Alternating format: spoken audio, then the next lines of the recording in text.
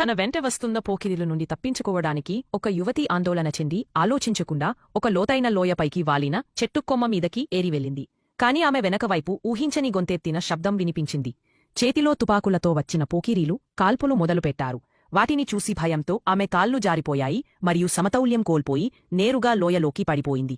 అక్కడ బంగారు నీళ్లలా చల్లగా ఉన్న నదిలో ఆమె పడిపోయింది. బతకాలని ఆశతో ఆమె పక్కనే ఉన్న ఓ బండరాయిని పట్టుకునే ప్రయత్నం చేసింది. కాని ఆమె చేతులు బాగా బంధించబడి ఉండడం వల్ల పూర్తి శక్తిని వినియోగించలేకపోయింది. ఇంతలో నదిలో ప్రవాహం మరింత వేగంగా మారింది. మరియు అంతకన్నా ప్రమాదకరమైన విషయం ఏమిటంటే చాలా దగ్గరలోనే పెద్ద ఎత్తైన జలపాతమొకటి ఉంది.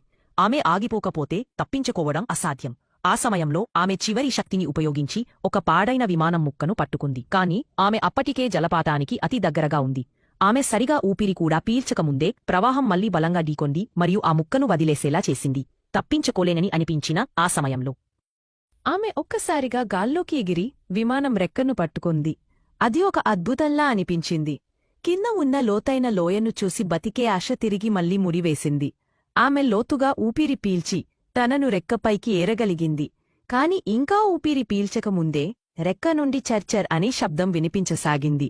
ఒక చక్క అనే గొంతుతో అది బ్రేకవుతున్నట్టు అనిపించింది. ఆమె నిదానంగా నిలబడి చివరి క్షణంలో విమానం బాడీవైపు దూకి పట్టుకొని ప్రాణం తీసింది.